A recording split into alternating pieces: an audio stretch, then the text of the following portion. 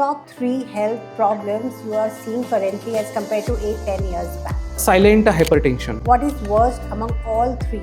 Sugar, stress या sleep? All three are villains.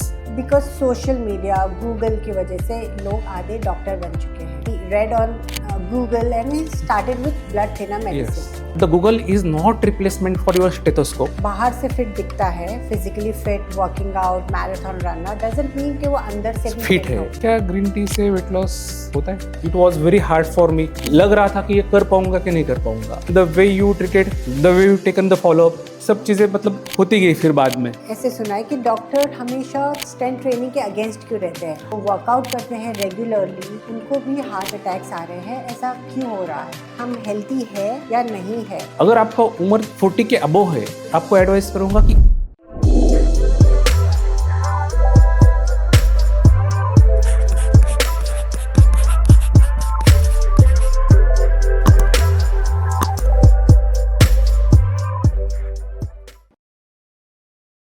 Every day, millions of people wake up with plan for the day. But somewhere, a doctor wakes up knowing that before the day ends, he has to save a life, comfort a worried family, make critical decisions in seconds, and carry responsibilities that most of you never see. Today's guest is someone who has dedicated his life to that responsibility. From managing critically ill patients in the ICU to building a healthcare system that serves an entire community. He has worn many hats and still continues to do so every single day. MD physician, an entrepreneur, a hospital leader, and above all, a doctor who believes that healthcare is not just about treating illness, it's about creating wellness. So please welcome Dr. Swadhin Dhakne. Thank you, Rihanna. Thank you for this invitation for this lovely podcast. Thank you for inviting me.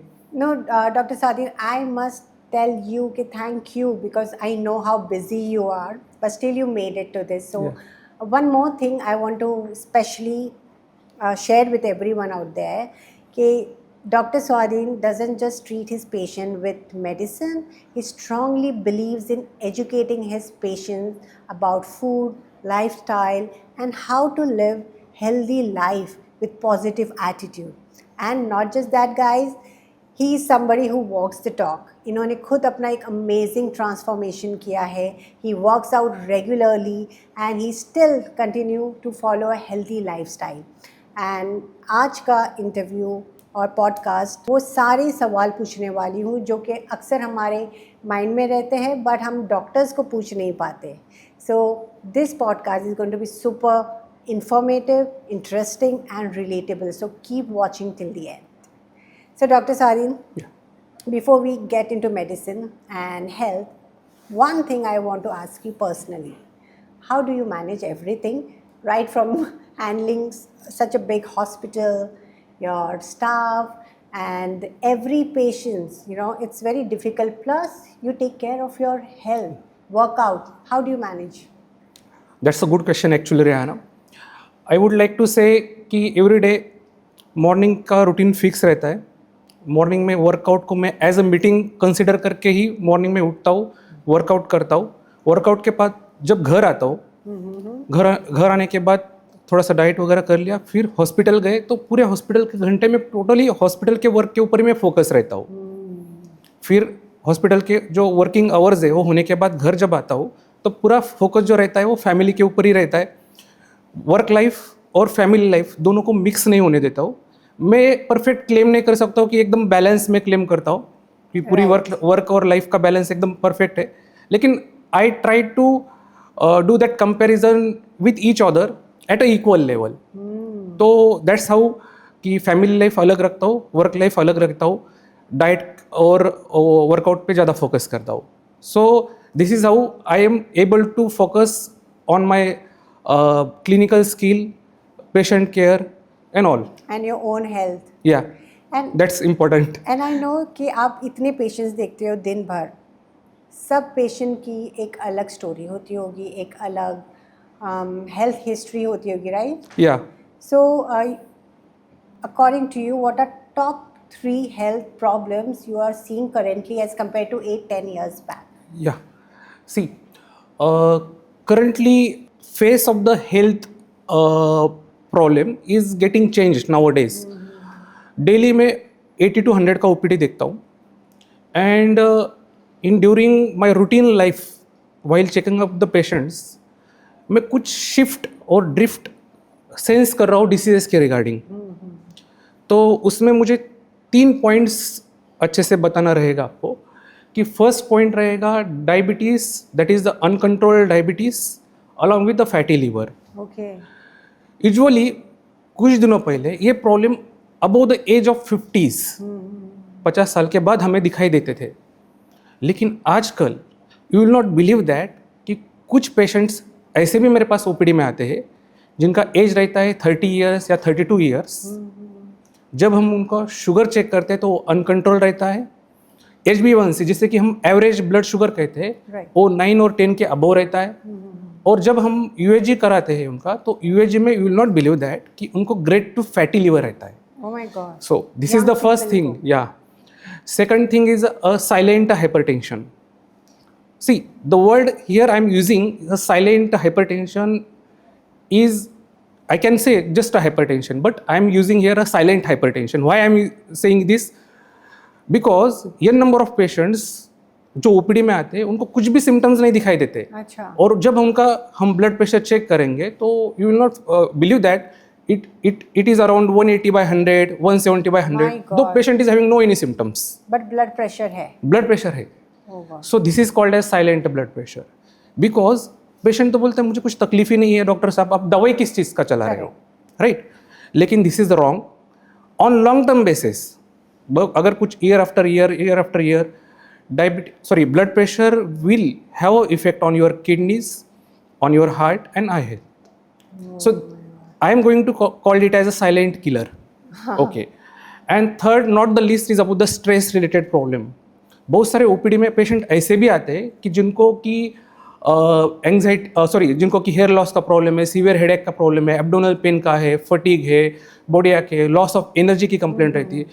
तो उन patients का हम thoroughly जब evaluation करते हैं, evaluation in terms of हम उनकी जब ब्लड इन्वेस्टिगेशंस करते हैं, उनकी रूटीन टेस्ट जो करते हैं, ECG कराते हैं, लिपिड प्रोफाइल कराते हैं, CBC कराते हैं, तो सब कुछ नॉर्मल आता है. Okay. और फिर बाद में एट द एंड पता चलता है कि इस बंदे को या फिर बंदी को स्ट्रेस रिलेटेड प्रॉब्लम है. Okay. So this is the last point I want to mention कि stress factor is increasing in its quantity in a urban population at a large quantity actually. And जैसे young लोग पहले तो aged लोग 50-60 के बाद इन medication पे आते थे, राइट? जैसे आपने कहा है hypertension, diabetes, fatty liver, kidney issues, but young people are on these medication nowadays, right? And you must be experiencing consulting so many people on everyday basis. Exactly. Why is this happening? Exactly. एक तो आपने कहा है hypertension. Yes. And second मैंने कहा है, first मैंने कहा था about the uncontrolled diabetes along with the fatty liver. Second मैंने कहा था आपको हाइपरटेंशन और थर्ड मैंने कहा था आपको stress related factor.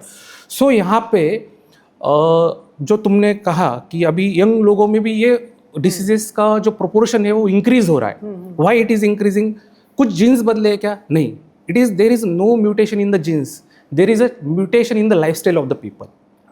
Lifestyle change हुई है एक्चुअली.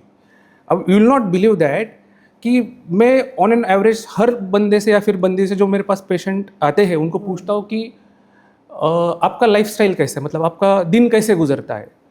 तो सबका ऑन एन एवरेज एक ही कॉमन आंसर रहता है, 8 से 10 घंटे का बैठना, रात को 9 या 10 बजे डिनर करना, बस 5 से 6 घंटे का नींद लेना और अर्ली मॉर्निंग फिर से काम को लग जाना. सो और जब वीकेंड आता है तो रिवार्ड सिस्टम के नाम पे बहुत सारा ओवर ईटिंग कराना.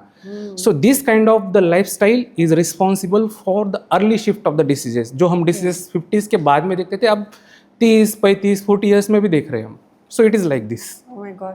सो जैसे आपने कहा कि इट इज़ स्ट्रेस और बहुत कम भी सोते हैं एंड रिवॉर्ड सिस्टम के नाम पे कुछ ओवर ईटिंग कराते हैं. Over eating. So over eating could be all these kind of food जो unhealthy foods, unhealthy sugar and all of that. So अगर आपको चूज करना है what is worst among all three, sugar, stress या sleep? So you ask me the question, sugar अच्छी है, sleep अच्छी है, stress या stress अच्छा है? सब में से worst क्या है? Worst क्या है? Okay, I will tell you, sugar, stress, and sleep. All three are villains. These are not separate villains. These are the member of one gang only. Okay. Okay लेकिन मुझे एंट्री पॉइंट सिलेक्ट करना रहा तो I will select a lack of sleep, नींद का कम होना. So ultimately आप ओवर ईटिंग करोगे, शुगर का इंटेक ज़्यादा बढ़ाओगे तो आपका वेट गेन होगा. वेट गेन होने के साथ साथ डायबिटीज़, हाइपरटेंशन और कुछ डिसीजेस ग्रो करना धीरे धीरे स्टार्ट हो जाता है. Right. सो इसीलिए I would suggest to correct your sleep first and then rest of the things. Absolutely right, because then अगर आपकी नींद अच्छी है तो आप पूरे दिन Yes. फंक्शन कैसे करोगे, that is very very important and that automatically happens right.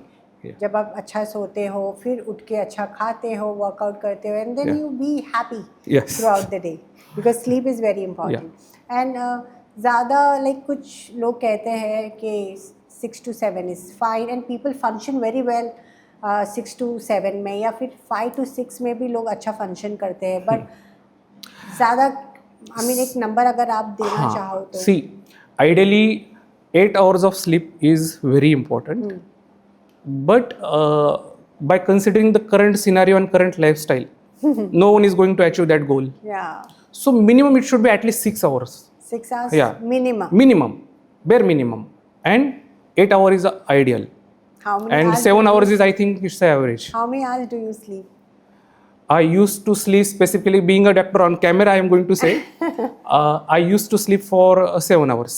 अच्छा. Yeah. और अब आप Still I am not able to achieve that 8 hours of goal. Okay Yeah. या बट 8 hours आप कह रहे हो कि better sleep timing. Yeah, 8 hours is ideal. For doctors, I can say for doctor it's about 6 to 7 hours only because we have a lot of work to do. Yeah. And lot of stress related to ICU also. Also doctor स्वाधीन, एक काफ़ी लोग specially लोगों को because social media Google की वजह से लोग आधे डॉक्टर बन चुके हैं Yeah, right.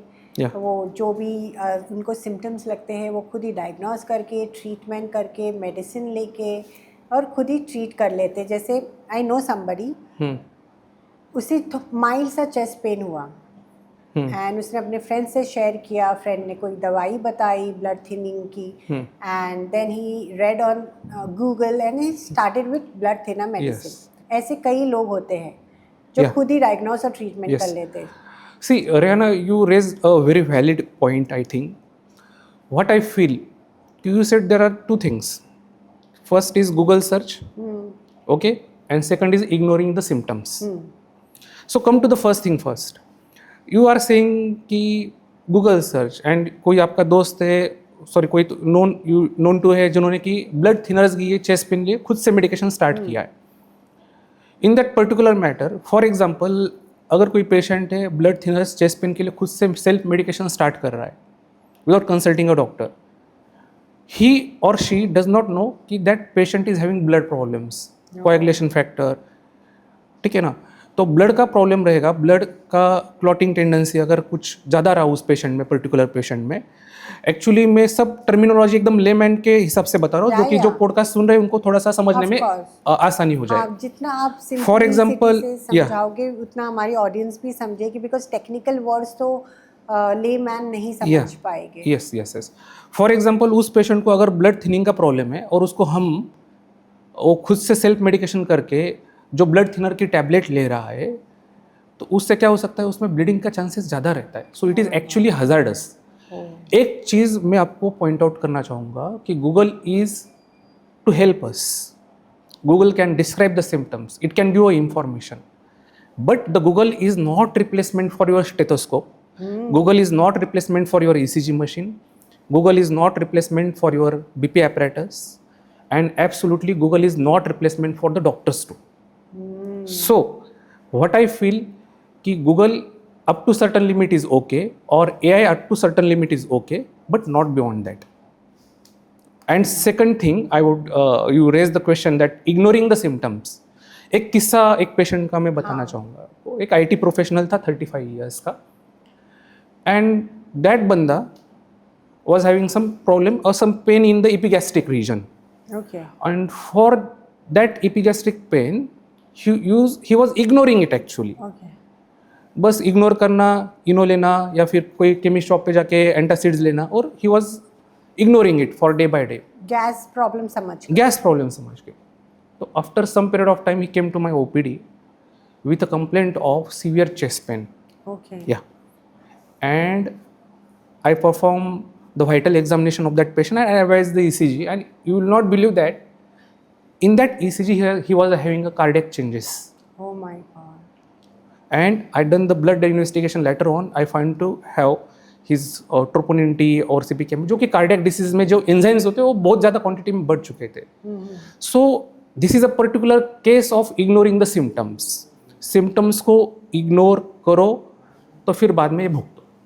So it is like that. हाँ, कुछ लोग काफ़ी इग्नोर भी करते हैं सिम्टम्स, एंड जैसे आपने कहा गैस की प्रॉब्लम समझकर इनो एंड घरेलू नुस्खे भी समझते हैं. Yes yes. ज़्यादातर चेस्ट पेन लोग गैस से रिलेट करते हैं. So guys, whenever you have any chest pain or gas related problem, please go and consult the doctor, because the doctors are I would say best people. They will guide you, consult you and give you a proper medication or lifestyle changes, whatever they'll advise. But please do not treat yourself Google पर पढ़ के या फिर social media के या फिर friends से पूछ कर, because doctors are there for a reason. Yes, exactly. Right? Also, we will talk about heart attacks. Okay. Young people में हार्ट अटैक आ रहा है. ओके, एजिड पीपल में तो आता ही है because of the so many problem. उन्होंने अपने risk factors होते हैं अपनी यंग एज में जो भी उनको प्रॉब्लम्स होते हैं health related. But why young people जो कि फिट है, मैराथन रनर्स हैं, सो मैराथन रनर्स, देन जो वर्कआउट करते हैं रेगुलरली, उनको भी हार्ट अटैक्स आ रहे हैं. ऐसा क्यों हो रहा है? ये सवाल एकदम जेन्युइन है. और आई वुड लाइक टू से कि यंग पीपल में अब आजकल आप वीडियो सोशल मीडिया पे बहुत सारे वीडियोस देख रहे हैं. कोई बंदा बात कर रहा है, कोई बंदा डांस कर रहा है, तो कोलैप्स हो रहा है इन बिटवीन. आजकल बहुत सारे ऐसे वीडियोस सोशल मीडिया पे वायरल होते हैं. लेकिन मैं हेल्दी हूँ, I am a healthy person, ये फीलिंग एक अलग चीज़ है. और आपकी हेल्थ एक्चुअल कैसी है वो चीज़ अलग है. सी, आजकल की lifestyle is so much disturb that कि लोगों का आधा से ज़्यादा टाइम बस बैठने में चला जाता है. Lack of exercise, lack of proper sleep and lack of consciousness about the health. कोई हेल्थ चेकअप नहीं कराता अपना, राइट? उनको पता नहीं रहता उनका हीमोग्लोबिन कितना है, उनका कार्डियक स्टेटस कितना है, उनकी किडनीज कैसे फंक्शनिंग है, उनका लिवर फंक्शनिंग है क्या नहीं है वो properly. So what I am going to say कि lack of awareness about the health is a very important factor. मैं हेल्दी हूँ और मेरी हेल्थ पैरामीटर्स क्या कहते हैं, ये चीज़ें दोनों अलग अलग है. So we should know this health parameters. अगर हम हेल्दी है या नहीं है इंटरनली, तो वो कैसे फाइंड आउट करते हैं? I am going to suggest actually take a parameter of a reference age of 40 years. अगर आपकी उम्र 40 साल के नीचे है, ठीक है, तो आप हर 2 साल में या फिर 3 साल में आपका रेगुलर ब्लड टेस्ट करा सकते हैं, हेल्थ चेकअप्स करा सकते हैं. अगर आपका उम्र 40 के अबोव है तो मैं आपको एडवाइस करूँगा कि एवरी 1 ईयर आपको आपका हेल्थ चेकअप कराना ज़रूरी है. फॉर एग्जाम्पल, कोई पेशेंट है जिसका उम्र 40 के नीचे है और उसको डायबिटीज़ है, ब्लड प्रेशर है, थायराइड है और कुछ प्रॉब्लम है, तो ये मैं जो एवरी ईयर का जो क्राइटेरिया मैं वहाँ पे भी एप्लीकेबल करूँगा. Okay. And is it full body health checkup और या फिर कोई स्पेसिफिक हेल्थ चेकअप्स होने चाहिए? Actually it is not a kind of full body health checkup. There are certain particular tests like CBC, your liver function test, your kidney function test, your lipid profile, your blood sugar level, your thyroid levels, and lastly, not the least, is your ECG. So these are the basic checkups you should do once a year after the age of the 40, and below the age of the 40 in 2 or 3 years time period you can do it. Okay. So yeah, absolutely. I feel people are looking at fitness superficially. जैसे जो बाहर से fit दिखता है, physically fit, working out, marathon runner, doesn't mean कि वो अंदर से भी फिट है. तो वो जानने के लिए हेल्थ चेकअप्स करवाना बहुत ज़रूरी है.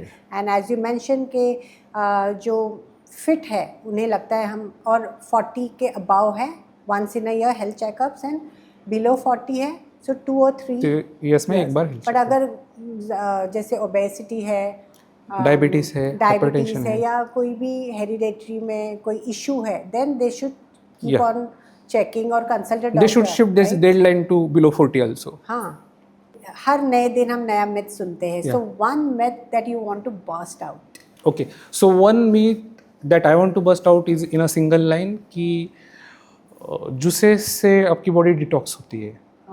Detox. Yeah. So there are two machines inside your body. First one is liver and second one is your kidney. These are the two machines continuously working for you 24/7 for detox. हाँ, Yeah. सो detox drinks काम नहीं आते, liver and kidney आपका detoxification कर रहा है. Yes, yes. Okay, so all right. So guys, this is a myth कि juices and green juices doesn't help in detoxification. Your liver and kidney are the two organs that does the part of detoxification, not green juices. Yeah. Right. Rehana, मैं as a nutritionist मुझे तुम्हें एक question करना है, क्या green tea से weight loss होता है? See, green tea definitely weight loss में हेल्प कर सकती है because it has catechins like EG, CG, and उसमें थोड़ा कैफीन भी होता है जो आपके मेटाबॉलिज्म और फैट बर्निंग प्रोसेस को थोड़ा सा बूस्ट कर सकते हैं. Right now it has antioxidants which helps to suppress your appetite. ज़्यादा जिन्हें भूख लगती है लगातार अगर वो ग्रीन टी पिए तो उनकी भूख भी थोड़ी सप्रेस हो Yeah. सकती है. But coming to weight loss, I would say calorie deficit, consistency, your nutrition, your lifestyle, your sleep, health and stress management, ये सारी चीज़ें हेल्प करती है वेट लॉस के लिए, ना कि green tea. Because green tea, जैसे मैं हमेशा कहती हूँ अपने क्लाइंट्स को भी, कि ग्रीन टी एक सपोर्ट टूल है, ना कि शॉर्टकट. तो चाहे आप 4 कप पियो या 10 कप पियो, ग्रीन टी से वेट लॉस नहीं होगा जब तक आप अपनी लाइफस्टाइल ठीक नहीं करोगे. डॉक्टर स्वाधीन, let's talk about very important topic, mental health. काफ़ी लोगों को पता ही नहीं है मेंटल हेल्थ है क्या. इनफैक्ट इसके बारे में ज़्यादा अवेयरनेस नहीं है, लोग खुल के बात नहीं करते हैं. मेंटल हेल्थ को लोग डिप्रेशन से कनेक्ट करते हैं, और डिप्रेशन एक सीवियर स्टेज है, वो आगे का स्टेज है. बट उससे पहले भी कुछ ऐसे पार्ट्स है मेंटल इश्यूज़ के, मेंटल हेल्थ के, जो लोगों को एक्चुअली पता ही नहीं है, but they are going through that. जैसे एनजाइटी, पैनिक अटैक आना, brain fog, over thinking. What's your take about this? See, this is very good question and you raised a very valid point, I think, Rihanna. Day by day, a proportion of the patient suffering from such problems is increasing.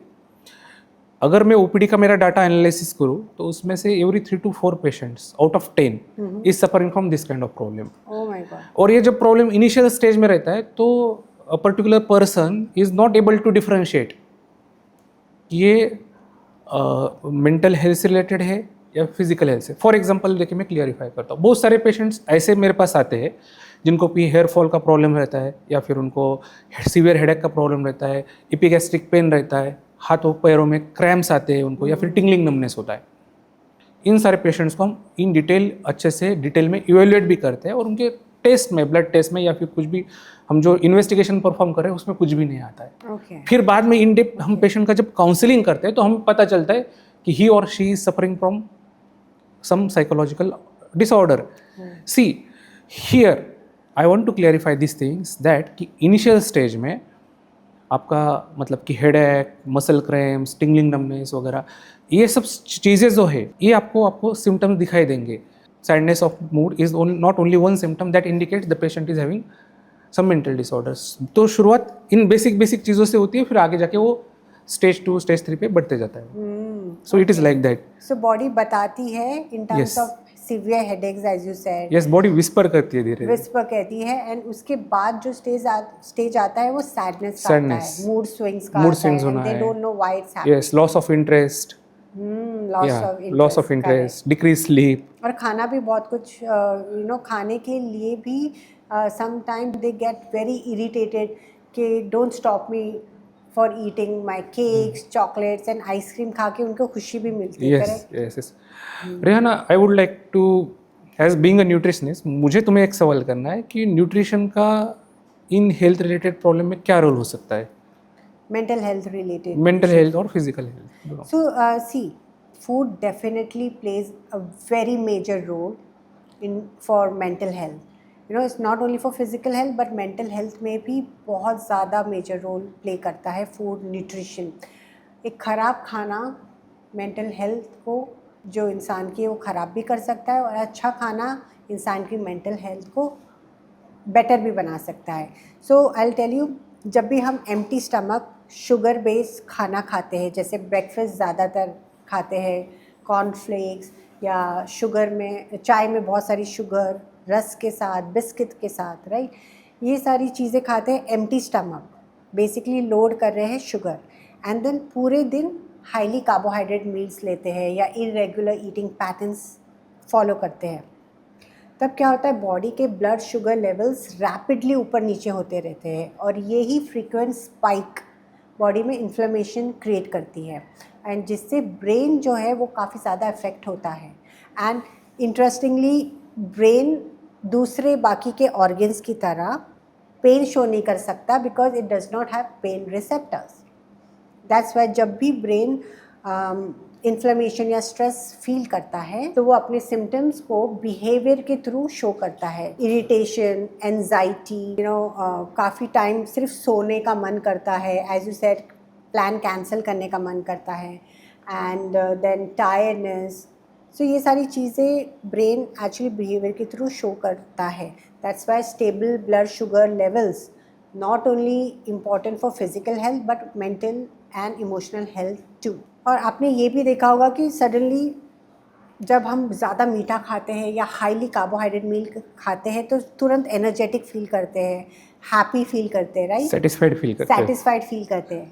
But उसके 1-2 घंटे बाद क्या होता है, energy crash, and then you start feeling very low, moody, आपको बस सोना ही है, you don't want to go anywhere, you feel like oh I got food coma, right. ये होता है हाई blood sugar level से when you Yes. keep on eating. So first meal of the day decides how you function socially, in your workplace throughout the day. So पूरे दिन की जब अगर शुरुआत आपको करनी है एक अच्छे ब्रेकफास्ट से करनी चाहिए, चाहे वो, या फिर I would say meal 1 should be very very important. Like in your case, right, आपका जब ब्रेकफास्ट चेंज किया तब उससे पहले आपको थोड़ी हंगर की इशू थी, but the moment I change your breakfast आपके हंगर लेवल्स सेटल हो गए. I had to remind you, doctor Swadin where is your meal 2, and you are like अभी भूख नहीं है, करूँगा. yes yes yes yes exactly that is the change in my routine lifestyle. I basically जो जब तुम्हारे साइड से ब्रेकफास्ट चेंज किया गया तो protein, it was high in protein and low in carbohydrates, so it suppressed my hunger hormones. Actually it benefited me a lot. It increased my focus, my stamina throughout the day, because I have to work very hard actually. Yeah, and even workout also. Yeah, yes, that is a particular difference in terms of weight training. जब पहले start किया था तो कम wait वाली चीज़ें मैं उठाता था, फिर बाद में धीरे धीरे वर्कआउट भी इंक्रीज हो गया actually. Yeah, I know how strictly you follow your workout routine. Yeah. So breakfast really helped you in energizing yourself in the gym and throughout the day. Yeah. That's great. So और कौन से changes आए आपको? So basically nutrition helped me in reducing the weight, a proper physique, what I can say, attention, focus, stamina, in all aspect it helped me. And mostly the compliment that I'm getting from people, sir you reduce, my patient also saying sir you reduce a lot, बहुत ज़्यादा फर्क लग रहा है sir, आप बहुत handsome दिख रहे पहले से. Well, I'm sure, but in your case you were already fit, it's just that we had to do some changes. Yeah. And आपने बहुत ब्यूटिफुली उसे फॉलो भी किया, वर्कआउट जो रूटीन दिया था आपने वो फॉलो किया, and your food changes whatever I said. So I have to say thank you to you because as a team we worked. Yes. आप जो मैंने कहा आपने फॉलो किया है, आपने अप्लाई किया, that's a very big thing. पहले मैं बहुत हार्ड वर्क करता था, न्यूट्रिशन का ज़्यादा रोल मैं मतलब इग्नोर करता था. डॉक्टर को एडवाइस देना बहुत इजी है, फॉलो करना बहुत डिफिकल्ट है. That is the thing. Not in my case, in each and every case 70% nutrition matters, 15% your sleep matters, and 15% your rest of the. So that's how it make 100% actually. Correct. Yeah. That's great. But आपका transformation was to another level. आपकी मैं कुछ transformation pictures भी upload करूँगी. Guys, Yes. you have to see his transformation. Oh my God. And the way he works out, amazing. So one more thing जो हमने add की थी is you would like to talk about that Sheila ji. Yes. How it helped you? So first I would explain it in terms of a doctor's perspective, and then individually how it helped me. So Shilajit is a traditional ingredient. Okay, we should not go tradition wise, we should go evidence wise. Correct. Okay, evidently there are very small studies. It is actually a perception that Shilajit increases your stamina, it boosts your energy levels. In a man with a low testosterone level, it increases the testosterone level. Yeah. It also helps in the vitality of the patient. So there are the limited studies, but these studies are not so much evidence based. Right. And as a doctor I know about this very well. But personally, when I started taking Shilajit and all, it helped me to increase my stamina, focus and all. So personally it helped me a lot. But there is one concern about the Shilajit. In the market, pure Shilajit is not available. Correct. Yeah. बहुत difficult है pure. Shilajit available होना. Correct. It is full of adulteration. In some recent studies, there are the evidences that ki Shilajit has been adulterated with some kind of metals like arsenic, lead, or mercury. So it is like that. एक authentic अच्छे brand का शिलाजीत मिलना बहुत important है उस चीज़ के लिए. और बहुत मुश्किल है एक authentic शिलाजीत मिलना भी, right? Yeah, But it yeah. helped you. I'm so happy. Yes, being a doctor ये कहना चाहूँगा, shilajit helps you a lot, but it should be avoided in a pregnant women. Should not take it. Kidney patient should not take it. And last not the least, patient on multiple medication should not take a Shilajit. Okay. If you want to take, consult with your doctor and then go forward. Guys, ये बहुत important information है कि जो shilajit pregnant women and kidney patient and Patient on multiple medications. patients on multiple medication should avoid. तो Yeah. ये without doctor's consultation please Yeah. मत लेना. It can give you side effects too. Yeah. But that's great. And how about your journey during this transformation? Journey was super excited. Initially, it was very hard for me. लग रहा था कि ये कर पाऊंगा कि नहीं कर पाऊंगा. I know. लेकिन the way you treated, the way you taken the follow up, and सब चीज़ें मतलब होती गई फिर बाद में. Initially it was very difficult for not me, for everyone कि 10 to 15 days में वो lifestyle adapt कर पाना. Correct. So फिर बाद में struggle and then this level. But you did it so beautifully. Yeah. Rehana अगर किसी लेमैन को अगर उसकी फिटनेस जर्नी स्टार्ट करनी तो वो कैसे करे? See, it's exercise. I always tell everyone to start exercising. See, there are 3 major components of fitness: exercise, nutrition, and sleep. Yeah. But exercise is where everything actually begins. Yeah. Okay? It builds confidence, it builds patience, it builds discipline. Yeah. So जैसे आप जब 1 घंटा पूरे दिन में निकाल कर workout करते हो, सो पूरे दिन आप ऑटोमेटिकली हेल्दी फूड चॉइसेस करते हो, आप सही टाइम पर सोना प्रिफर करते हो, आप अपनी हेल्थ पे ज़्यादा ध्यान देना शुरू कर देते हो. So it automatically will come in your mind. आप सोचने लगोगे कि मैं अपने बिजी शेड्यूल से 1 घंटा निकाला, वर्कआउट किया, इतना एफर्ट डाला है मैंने, why should I waste this effort. और ये जो शिफ्ट है वो नेचुरली आता है, right? So exercise doesn't just change physically, it changes a person mentally and emotionally too.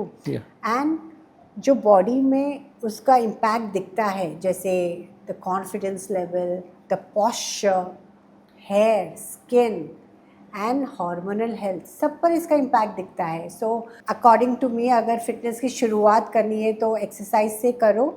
Once you begin exercising, healthy habit अपने आप ही फॉलो होने लगती है. जो एक पीरियड होता है 22 टू 30 इयर्स के बीच में, जहाँ पर अक्सर लोग स्टडीज़ कंप्लीट करके अपने करियर बनाने में बिज़ी हो जाते हैं एंड कहीं ना कहीं हेल्थ को निगलेक्ट करते हैं. एंड इसी दौरान ये जो पीरियड है, काफ़ी हेल्थ रिलेटेड इश्यूज आ जाते हैं जो बाद में उनको बहुत प्रॉब्लम देते हैं. यस, तो definitely I would like to advise कि between to 20 to 25 to 30 years, this is a very important time and crucial time. You are supposed to pay attention towards your health, because अभी health के ऊपर attention नहीं दिया तो फिर बाद में बीमारी के ऊपर अटेंशन देना पड़ेगा. सब चीज़ें चलती रहती है, family life, personal life, career वगैरह, लेकिन हेल्थ एक ऐसी चीज़ है कि जिसके लिए आपको टाइम निकालना ही पड़ता है. राइट. Yeah. एंड अक्सर लोग हेल्थ पे ध्यान देते हैं 40s के बाद. Yes. Right. Before 40 they are just so busy in their Yeah. Own personal Yeah. Life, career life and Yeah. At the end, they realize the importance of health. of health. So, and one more important question, doctor. I know I'm taking your so much time. Doctors, मैंने ऐसे सुना है कि doctor हमेशा strength training के against क्यों रहते हैं. Like whenever we ask कि we are doing strength training और workouts, they advise us to just go for a walk. Of course walk के बहुत सारे बेनिफिट्स होते हैं, Yeah. But why are they against strength training?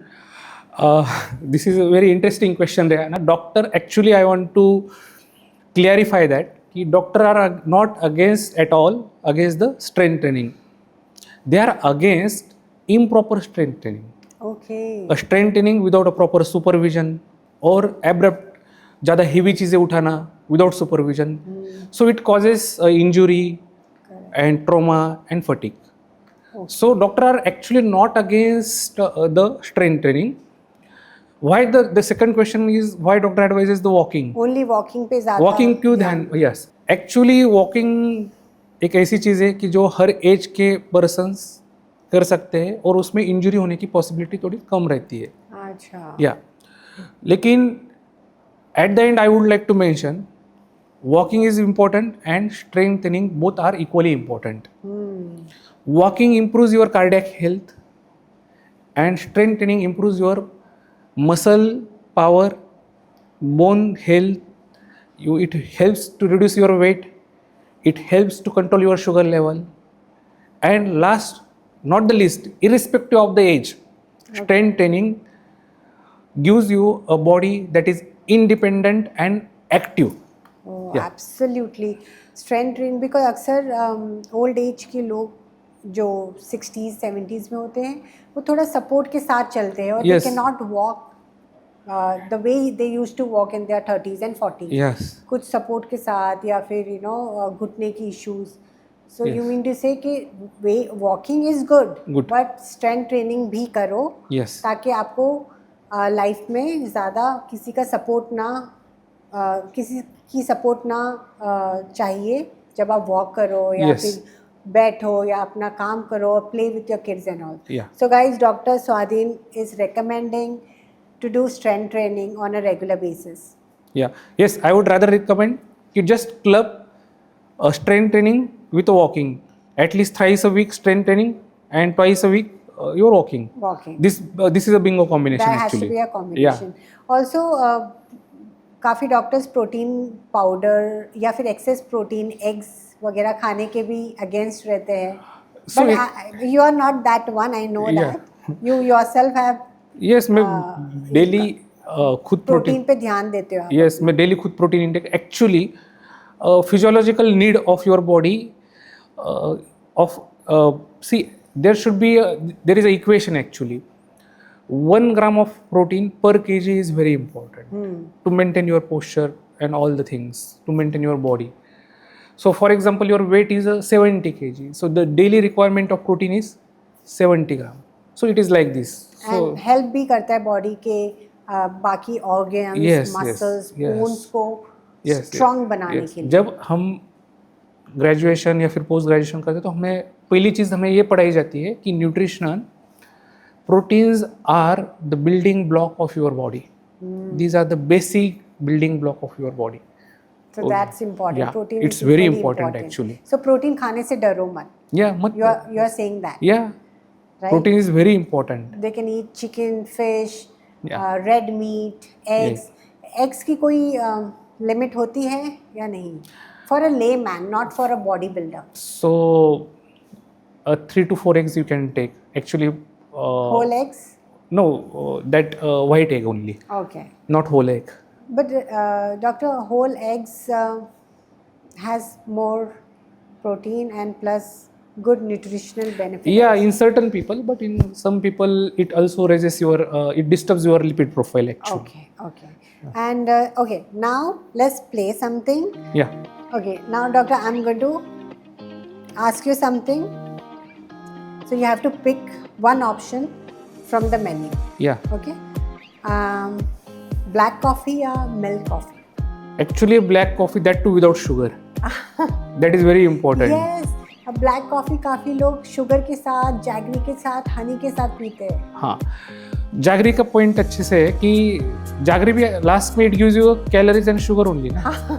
So it is like that. So They are black like coffee brothers without and sugar. sisters. Yeah, Sugar and jaggery yeah. are like brother and sister. Brothers and sisters. Okay, so you're going for black coffee, Yeah. not milk coffee. Yeah. Whey protein or vegan protein? Definitely a whey protein comes first here. Okay. Whey protein, only there is one condition. You should not be a lactose intolerance Correct. because you should not be intolerant to dairy products or lactogen. Whey protein is definitely a good source of the protein. As compared to vegan protein. Yeah, but if you are following a vegan lifestyle, vegan protein is also okay. Okay. Yeah. But you will always go for whey protein. Whey protein. Okay. Now, dal chawal ya salad? Dal chawal and salad. So definitely a dal chawal.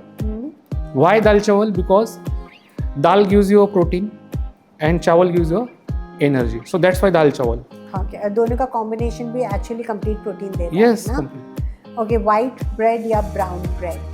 Definitely without doubt, brown bread is okay, but it should be of pure wheat.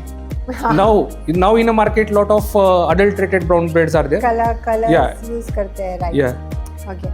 चाय with jaggery और चाय with sugar जो आपने already बोल दिया Yeah. है, I had to ask. But still अगर आप चाय पीना prefer करोगे तो what would Without sugar. without sugar? Yeah. Great. I am happy कि आप जो पहले शुगर वाली चाय पीते you have completely Yeah. stopped. I am really happy. Now energy drink या coconut water? Definitely a coconut water. Why coconut water? Because it maintains your hydration and corrects your electrolyte level. Electrolytes are very important. Yeah. Guys, coconut water gives you a lot of electrolytes, so please drink not just any energy drink from the market. Yes. Energy drink only in the time of some sports specific occasion. Yes. ज़्यादा During धूप sport. में अगर कोई marathon runner या Yeah. basically for sports specific Yeah. thing. Diet coke या regular coke? Actually, both no. See, diet coke or regular coke, both no, because it added some amount of calories only. Yeah, aspartame. Yeah. It should not be a part of your lifestyle actually. Actually, sometimes it's fine. Sometimes it's okay. But अगर आप कभी कभार choose करोगे between them. तो definitely diet coke ही choose करूँगा. Protein bar या fruit as a snack? As a snack, I would definitely recommend the fruit. Why not protein bar? Protein bar I will prefer only during the traveling. Fruits are rich of minerals, vitamins and high fibers. So definitely I will prefer the fruits. And during traveling, or if there is a situation like meal is not available, I will take a protein bar. Protein bar, okay. But वो भी सिर्फ taste bud के लिए, not for the protein. Yeah. Because hardly कोई protein आता है. Yes. It is not a replacement for your meal actually. Absolutely. So fruit is good. And one last question: oats or poha? What would you prefer for yourself? So the question is little bit dicey. I would say poha with some amount of vegetables and peanuts. Okay. So the poha is a complete Indian breakfast. और breakfast ऐसा करो जिससे कि आप bore ना हो. Exactly. Yeah. So guys, this is all about Dr. Swadhin, and I am sure ये जितने भी डॉक्टर स्वाति ने आपको एडवाइस दी है related to health and nutrition, and he has shared his own personal journey. I'm sure you're going to share it with your friends and family agar they are looking for some advice related to their health. And Dr. Swadhin, I had such amazing time Yeah, same talking here. to you because बहुत सारी चीज़ें आज actually expose हुई है, कितने सारे myths burst Yeah. हुए हैं, and I have definitely got a lot to learn from you during our consultation. Same on my side also. Okay guys, thank you so much for watching, and please share and subscribe to our channel. And don't forget to comment also. Yes. चलिए.